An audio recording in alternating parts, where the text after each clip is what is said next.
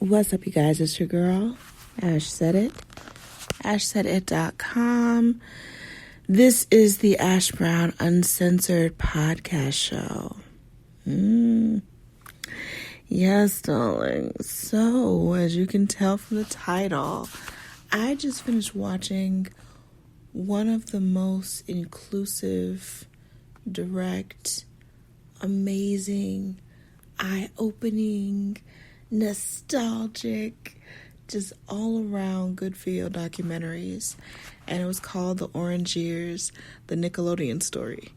And it talks about Nickelodeon from its inception, from way back in like the 70s, you guys. And we didn't have cable until we moved to Georgia.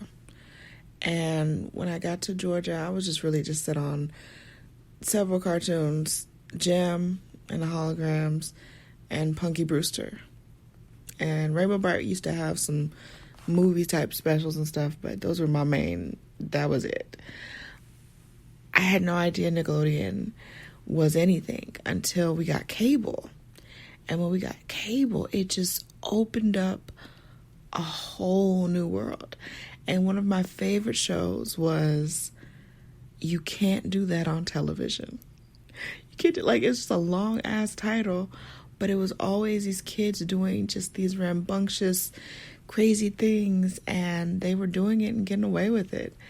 And it was wacky stuff, it was crazy, but it was always entertaining because it was like they were doing the things that maybe we wish that we could do, but don't have the ability, or just can't do it.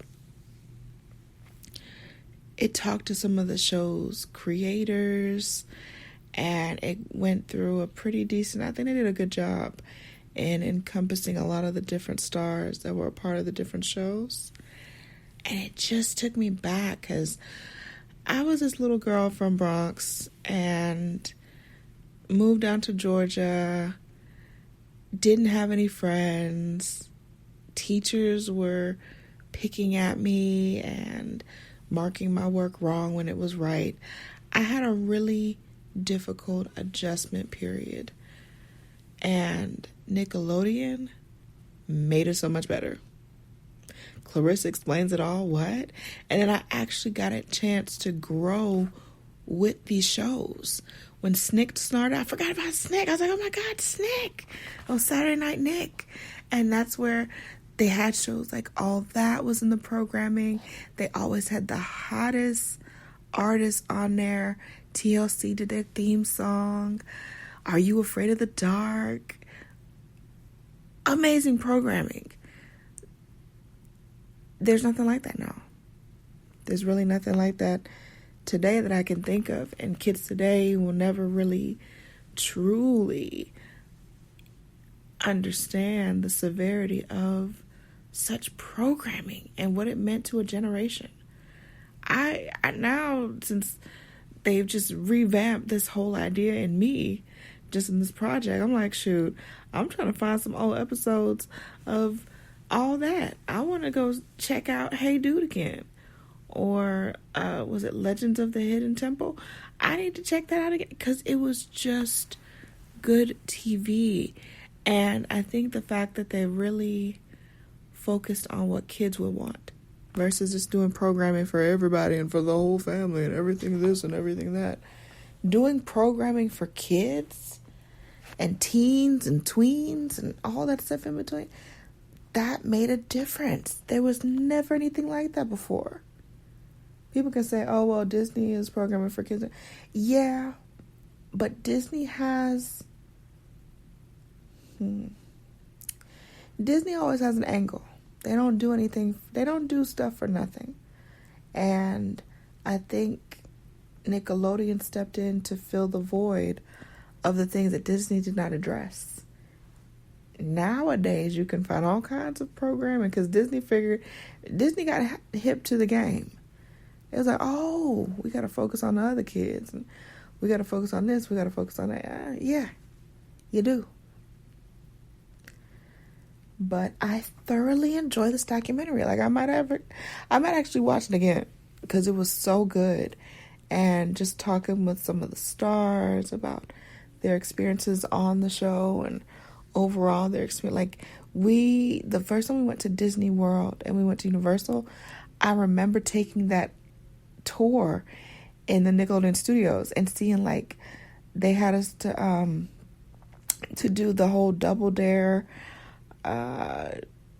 segment. I guess you could say they had like 50 of us. It wasn't a whole bunch, but it was more than just a few kids.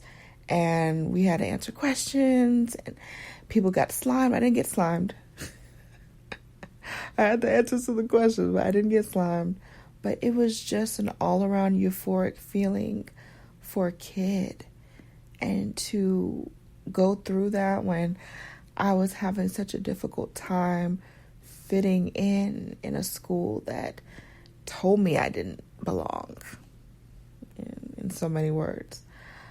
But it was amazing.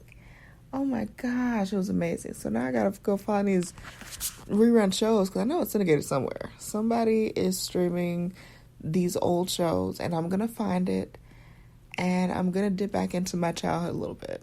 That's what's gonna happen. I'm gonna dip back into a little bit, just a little tad bit. It's okay to dip back, It's okay. That works out. But I wanted to just share that with you guys. I'm a 90s kid. I'm a 90s baby. So watching this really warmed my heart. And it really took me back to some really great memories that, honestly, I think I kind of forgot about. I really had an awesome, amazing childhood when it came to my family life and Nickelodeon.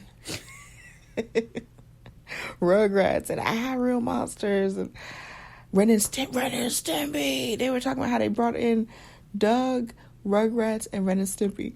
And Ren and Stimpy, like, it was such a funny show. I remember my mom would always get on to me about watching it because my brother and sister would watch it with me.